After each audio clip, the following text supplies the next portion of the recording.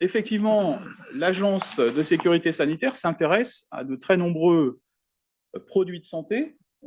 Il en fait des autorisations et en ça, on se ressemble beaucoup avec l'Agence du médicament, puisque nous avons, ne serait-ce que pour les médicaments vétérinaires, exactement les mêmes prérogatives que l'Agence de santé pour les produits humains. D'ailleurs, nous travaillons ensemble à l'Agence européenne du médicament. Et la différence par rapport à ces sujets de produits de santé, c'est que nous nous intéressons aussi à la santé animale, à la santé végétale et à la santé environnementale. Ce qui nous amène d'ailleurs à avoir plusieurs tutelles, ce qui est certainement un avantage compétitif, j'allais dire, puisqu'en fait, ils s'équilibrent les uns les autres dans des prises de position qui peuvent être un peu contradictoires. Vous voyez, entre l'agriculture et l'environnement et la santé, on imagine sans difficulté. Donc c'est un avantage. Ça permet d'avoir un certain nombre de positions équilibrées. L'agence fait des autorisations en matière de vaccins, et vous vous souvenez de l'influenza aviaire hautement pathogène et des ravages que ça a pu faire sur les espèces avicoles en France. Eh bien, c'est l'agence qui a élaboré les autorisations temporaires d'utilisation qui ont permis de prendre pour la première fois en Europe des vaccinations pour ces espèces avicoles, les canards en l'occurrence. Et c'est dans les laboratoires de l'agence qu'un certain nombre de ces vaccins ont été testés pour regarder comment ils limitaient la transmission. Et d'ailleurs, pour un certain nombre d'entre eux, des vaccins à base d'ARN messager très, très similaires à ce qu'il en est de la vaccination qui a été faite dans le cadre de la crise Covid chez l'humain. Donc l'agence produit des connaissances scientifiques, fait de la recherche, finance de la recherche, produit également de l'expertise en appui des politiques publiques sur un certain nombre de sujets très graves, comme par exemple, puisque je suis dans l'exemple de l'influenza aviaire hautement pathogène, les méthodes de biosécurité qui s'apparentent de façon très très importante aux gestes barrières fameux de la crise Covid. Et ces méthodes de biosécurité sont mises à disposition des éleveurs pour qu'ils ne fassent pas d'erreurs par rapport à leurs élevages, au transport d'animaux, par rapport à leurs propres actions et notamment de réentrer dans les élevages. Il y a un certain nombre de fautes qui peuvent être faites à cette occasion-là, plus le port d'équipements de protection, et je ne détaille pas. Ce qui est très intéressant, c'est que par-delà cette production de recherche et cette production scientifique, l'agence examine aussi des demandes d'autorisation. Et cela ne vous a pas échappé ces derniers temps, ces autorisations sont prises par le directeur général de l'ANSES depuis une loi de 2014 dont l'application a été faite en 2015. C'est-à-dire que les autorisations qui étaient au préalable au ministère de l'Agriculture, donc plus près du politique, dirais-je, se sont rapprochées de l'expertise scientifique et de l'évaluation et sont donc désormais signées par le DG de l'ANSES et elles s'imposent au ministre. Le ministre peut prendre une dérogation sur un certain nombre de décisions à condition qu'elles soient dûment motivées en matière de santé publique ou de risques émergents manifestes. Et ces dérogations n'ont lieu que pour 120 jours et elles doivent être ensuite renouvelées. Donc il reste un geste politique à cette autorisation qui est purement fondée sur des critères scientifiques ou en tout cas sur des lignes directrices dont l'origine est essentiellement de la réglementation européenne aujourd'hui. Ceci est la représentation du pôle des produits réglementés de l'Agence de sécurité sanitaire. On distingue à droite l'Agence nationale du médicament vétérinaire, qui fait un certain nombre de travaux d'évaluation et de prise de décision. Et puis vous avez du côté des produits relatifs à la protection des plantes, donc les phytopharmaceutiques. C'est intéressant d'entendre cette expression de pharmaceutique dans la désignation de ces produits. Vous avez d'un côté l'évaluation, de l'autre les autorisations, et il y a eu un souhait très important du directeur de l'ANSES de l'époque, Marc Mortureux, de garder une séparation très grande entre cette évaluation et ces éléments de décision. Je me souviens que j'étais DGS à l'époque et que Marc m'a entretenu à plusieurs reprises de son inquiétude vis-à-vis d'une agence qui deviendrait à la fois évaluatrice et gestionnaire. Le point d'intérêt aussi très grand et où nous sommes évidemment clairement positionnés comme l'agence du médicament humain, c'est que le niveau de décision est variable selon les produits. En tout cas, pour ce qui est de l'agence du médicament des produits de santé, c'est plutôt l'Europe qui fait aujourd'hui décision. Et de ce point de vue-là, il peut y avoir un certain nombre de décisions complémentaires qui sont prises à l'échelle du pays. Je ne rentre pas dans les détails et peut-être que Catherine souhaitera compléter. Pour ce qui est de l'Agence de sécurité sanitaire, le domaine des médicaments vétérinaires, il en va de même que pour les produits de santé humain. Pour les biocides, l'essentiel des décisions est prise au niveau européen. Pour les phytopharmaceutiques, c'est un peu plus compliqué puisqu'il y a une échelle européenne et une échelle nationale ou supranationale au niveau de grandes zones d'agriculture qui ont des caractéristiques similaires en matière de climatologie et d'usage agricole. Et donc, il y a en dessous du niveau européen un niveau de décision au niveau national ou supranational. Au niveau de l'Europe, ce sont les substances actives, c'est-à-dire les constituants majeurs des produits qui vont être autorisés ou interdits. Et au niveau de la déclinaison opérationnelle des produits, c'est plutôt les États membres qui prennent des décisions. Donc vous voyez qu'on est à deux niveaux de décision qui sont d'ailleurs parfaitement complémentaires, qui sont le plus souvent harmonisés, mais il peut y avoir quelques écarts selon que l'évaluateur applique de manière plus ou moins dure un certain nombre d'éléments d'observation sur les dossiers, et en particulier, bien sûr, c'est surtout la question des données manquantes qui va poser des problèmes. Certains interprétant ces données manquantes comme pouvant être données a posteriori, et on appellera ça des observations post-AMM ou des données post-AMM, d'autres considérant qu'ils n'en ont pas besoin, parce que c'est plutôt un détail, et certains qui considèrent qu'on ne peut pas autoriser un produit pour lequel un doute aussi important pourrait exister. Évidemment, dans un pays où le principe de précaution est rentré dans le cadre de la loi, cette prudence, évidemment, est assez différente, comme vous pouvez l'imaginer. Néanmoins, les écarts d'évaluation entre pays ne sont pas si gigantesques en nombre, mais ils peuvent amener à un certain nombre de considérations. Aujourd'hui, l'agence prône le fait qu'il puisse y avoir une harmonisation entre ces décisions de niveau national ou supranational, au moins par le fait d'examiner les différences de décisions qui auraient pu être prises. Mais c'est un sujet qui nous emmènera vers l'avenir, et ce n'est pas l'objet aujourd'hui. Par contre, ces écarts peuvent faire l'objet de critiques à l'endroit de l'ANSES en disant « vous avez été plus dur ». C'est assez rare qu'on nous dise qu'on est moins dur, mais ça peut venir de la part des associations d'environnement, puisqu'en réalité, encore une fois, nous avançons entre l'agriculture d'un côté et l'environnement de l'autre, et parfois avec la santé humaine. Et donc, les reproches peuvent venir de ces écarts. Et l'expression, vous l'avez entendu, beaucoup de surtransposition ou de distorsion de concurrence peut naître à cette occasion. Et donc, c'est une défiance qui s'installe à l'endroit de l'agence et éventuellement de ses propres méthodes. Alors, l'agence a quand même, premièrement, mis en place, on en a beaucoup parlé, des outils qui permettent de donner de la confiance, j'allais dire, aux observateurs, aux associations auxquelles on donne beaucoup la parole, j'y reviendrai également, par des techniques tout à fait simples, comme les déclarations publiques d'intérêt. Aujourd'hui, ça semble aller de soi, mais enfin, au niveau d'une instance ou d'une organisation comme l'Agence du médicament, on a quelques souvenirs sur les préoccupations que les liens d'intérêt pouvaient donner sur un certain nombre de décisions à l'endroit de produits de santé. Tout ça est derrière nous, mais les principes restent très grands et très importants. Et donc, nos agents sont soumis à déclaration publique d'intérêt. Nos experts sont également soumis à déclaration publique d'intérêt.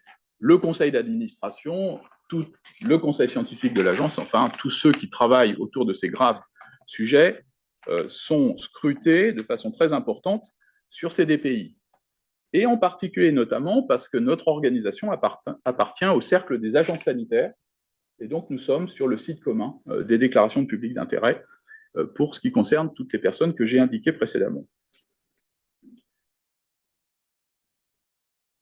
Le cadre dont je parlais tout à l'heure est un cadre européen pour l'analyse des substances, et évidemment que les décisions qui sont prises au niveau européen sont également soumises à cette observation des potentiels conflits d'intérêts. Et donc l'EFSA, qui est l'autorité européenne d'évaluation de risque, soumet ces collectifs d'experts exactement aussi à ces obligations de conflit d'intérêts. Je reviens sur les collectifs d'experts, diapositive suivante. C'est moi qui la passe.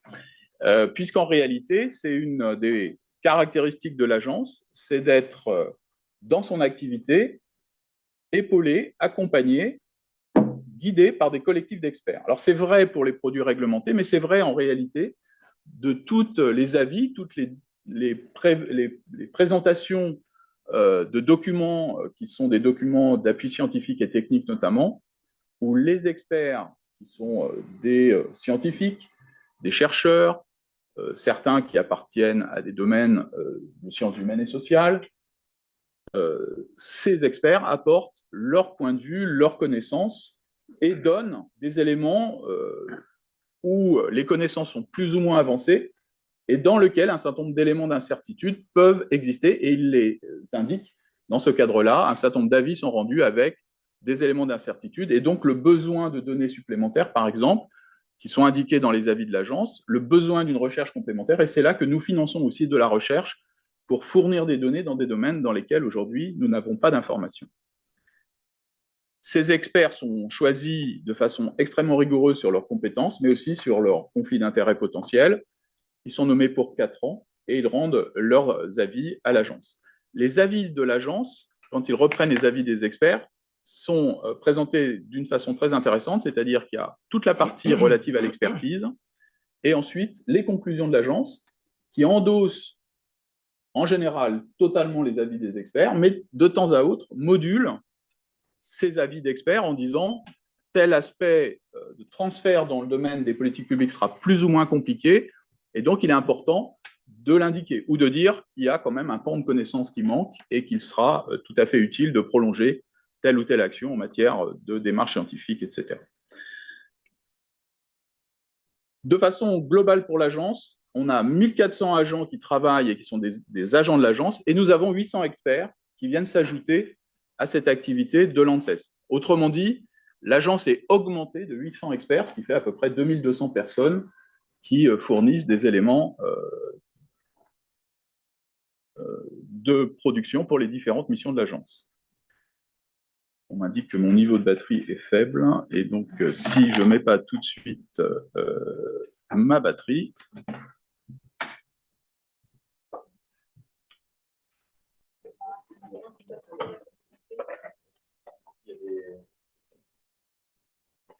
c'est bizarre parce que je l'ai branché en fait. C'est pas celui-là? Si, je l'ai branché en fait. Ah, mais je ne l'ai pas mis là, voilà. C'est branché sur la prise. Mais pas, voilà, exactement. Voilà, ce sont les aléas du direct. Et donc, en fait, j'avais bien mis ma batterie, mais je ne l'ai pas mise sur mon PC. Voilà. Et donc, c'est important de concevoir que cette agence comporte cette dynamique d'expertise qui, au fond, lui donne presque valeur d'indépendance. L'agence n'est pas une autorité indépendante, mais son expertise lui permet effectivement de donner des informations qui sont soutenues par une indépendance collective. Et par ailleurs, et ça aussi c'est très important, l'agence prend des décisions, je reviens aux produits réglementés, et dans ce cadre-là, au fond, elle a une forme d'indépendance à l'endroit du pouvoir politique, une forme.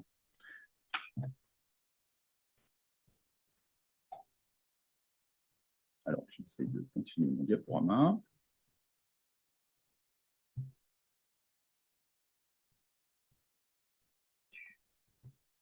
Voilà.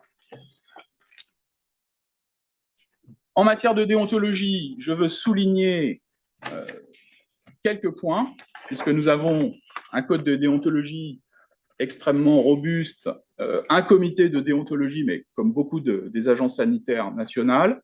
Simplement, ce que nous avons mis en place, compte tenu de l'importance de la présence des filières et des industriels, en particulier des industriels, puisque c'est eux qui nous déposent des dossiers, nous avons mis en place une charte relative aux porteurs d'intérêt, c'est-à-dire que lorsqu'il y a manifestement volonté d'influencer les potentielles décisions de l'agence, nous le traçons et nous en faisons un élément d'observation des risques d'influence. Ce qu'il faut vous dire, c'est que cette influence ne vient pas systématiquement de très gros groupes industriels, mais peut prendre des tours assez intéressants, allant jusqu'à des organisations que je qualifierais de niveau national et dont les objectifs très clairement en matière d'économie, de production, de compétitivité et d'un certain nombre d'autres qualificatifs ou de dénominations que vous imaginez viennent se manifester aux portes de l'agence. C'est quelque chose qui nous est présenté très souvent. Je ne sais pas s'il en est de même pour l'agence du médicament, mais c'est en tout cas un point très, très important pour nous. Je suis désolé, j'ai quelques soucis avec ma présentation, mais mon ordinateur s'est arrêté. Donc forcément, quand la batterie, à un moment donné... Lancez-nous de votre côté la présentation et vous continuez à... Voilà. C'est bon. Alors non, elle est peut-être plus en... Ouais, je suis plus en... Il faut que je repartage. Non, c'est partagé. C'est bon. Mettre en plein écran. Voilà. Et donc, dans les autres éléments qui ont été mis en place à l'agence pour garantir la compréhension, donc diapositive suivante, puis suivante, garantir un climat de confiance vis-à-vis de nos parties prenantes, il faut signaler quelques éléments. D'abord, des comités de dialogue qui ont été installés avec les parties prenantes. D'ailleurs, ça peut aussi bien être des associations, des organisations industrielles, des représentants de diverses natures dans les métiers concernés. Ces comités de dialogue qui se tiennent régulièrement dans des domaines comme les pesticides, dans les domaines comme les radiofréquences, dans les domaines des biotechnologies, autant dire beaucoup de domaines dans lesquels l'incertitude, la défiance, le besoin de comprendre sont très présents. Eh bien, des comités de dialogue ont été installés et donc se tiennent régulièrement pour véhiculer l'information, expliquer, préparer un certain nombre de sujets qui concernent la société. Évidemment, parmi ceux-là, la question des pesticides ou des phytopharmaceutiques a pris une place tout à fait considérable. Mais elle nous permet effectivement d'équilibrer des besoins d'information qui viennent d'associations protectrices de l'environnement. Chacun a entendu parler de Génération Future, par exemple, ou des industriels qui sont présents et qui veulent savoir comment un certain nombre de choses sont dites par rapport au dossier de l'agence. Quand on regarde également, et c'est un point très important, la composition de notre conseil d'administration, on retrouve cette répartition qui avait été qualifiée grenellienne en 2010 lors de la création de l'agence, qui fait partager à un certain nombre de personnes autour de la table les objets de production de l'agence, les évolutions scientifiques, les évolutions de décision, et qui permet à des représentants des syndicats, à des représentants d'associations, à des représentants des patients aussi qui sont présents, différents types de prises de parole qui s'adressent à la fois à la direction de l'agence, mais aussi aux tutelles qui sont présentes lors de ce conseil d'administration. Et c'est une tribune très intéressante pour participer à l'effort de compréhension des différents travaux de l'agence. Diapositive suivante. Donc, transparence et possibilité de recours, c'est aussi un point très important. On n'a pas dit aujourd'hui à quel point le juridique, la question des contentieux, la question de l'attaque judiciaire a été très importante dans l'évolution du respect finalement du citoyen et donc de la démocratie sanitaire dans sa globalité. Jean-François expliquait tout à l'heure l'importance des associations et en particulier des associations de lutte contre le sida à l'époque, mais il faut dire aussi qu'il y a eu beaucoup de travaux juridiques. Les procès qui ont été intentés dans des contextes sanitaires sont très importants pour faire avancer la connaissance. Mais c'est aussi des voies de recours.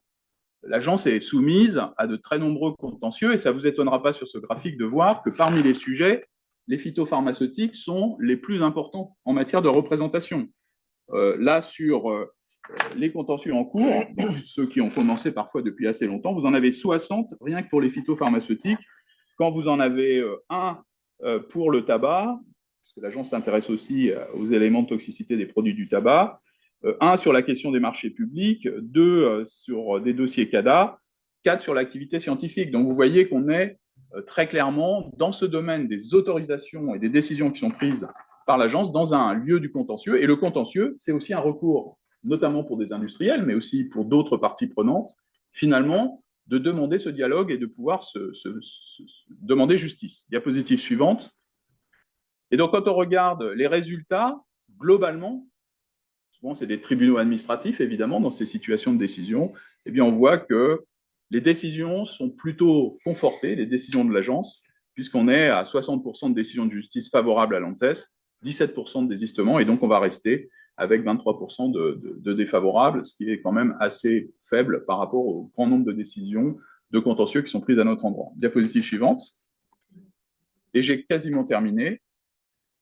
Le point très important est aussi l'échange avec le politique, puisqu'on disait que les deux doivent se parler, science et politique doivent se parler, et donc nous sommes très souvent auditionnés par les parlementaires, que ce soit l'Assemblée nationale ou le Sénat, et ces auditions sont très précieuses puisqu'elles permettent une expression publique, très souvent, parfois même enregistrée, de ce que sont les positions de l'agence. Et donc c'est extrêmement utile pour nous, ça nous évite de prendre la parole dans les médias, et ça nous permet effectivement de rendre compte d'un certain nombre d'éléments, d'avancées de dossiers, concernant en particulier, parce que nous sommes souvent quand même interrogés sur ces sujets-là, sur les décisions que nous prenons sur les phytopharmaceutiques. La décision, par exemple, d'interdiction sur un herbicide qui a fait beaucoup parler de lui, qui était le S-métolachlore, décision prise par l'agence dans un contexte européen qui a amené à la même décision au niveau européen, m'a amené à m'exprimer au niveau de la Commission des affaires économiques, puisqu'on indiquait à ce moment-là que l'agence mettait en péril la souveraineté alimentaire française, m'a amené à m'exprimer en indiquant bien que mon souci était celui d'une protection là des nappes phréatiques, puisque cet herbicide était retrouvé de façon tout à fait conséquente grâce au travail de phytopharmacovigilance qui est mené par la France, était retrouvé dans les nappes phréatiques de façon importante et qu'il s'agissait donc de protéger l'avenir d'une ressource clé qui est celle de l'eau. Et d'ailleurs, vous vous souvenez que ces débats ont eu cours à l'époque où la question de la protection de l'eau a commencé à être soulevée de façon très conséquente. Voilà, j'ai terminé. Vous voyez que je suis dans les temps, malgré mes soucis techniques. Et pardonnez-moi, celles et ceux qui écoutent à distance, ces éléments de difficulté. Mais voilà, je pense qu'on est effectivement dans cette agence tout à fait positionné au cœur du débat d'aujourd'hui, c'est-à-dire entre la nécessité de prendre des décisions suffisamment solides pour donner confiance au grand public et aux utilisateurs des produits que nous délivrons. Deuxièmement, dans une position de dialogue, et la société civile et le dialogue avec ce qu'on peut appeler aujourd'hui et toujours la démocratie en santé est évidemment tout à fait indispensable.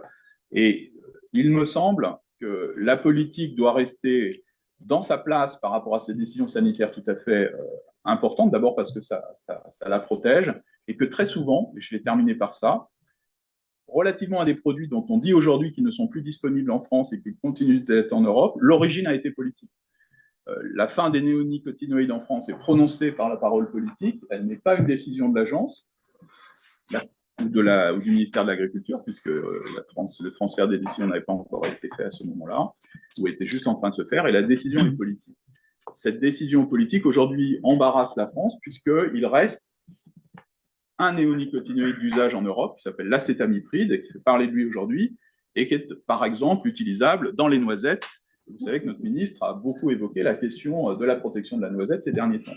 Eh bien, cette responsabilité-là, elle n'est pas du domaine de l'ANSES, elle a été du domaine de la politique, c'est-à-dire du passionnel et non pas d'une forme de rigueur scientifique à l'égard de sujets très graves qui sont ceux quand même de la protection des personnes et également de l'environnement, qui est évidemment une préoccupation claire de l'ANSES.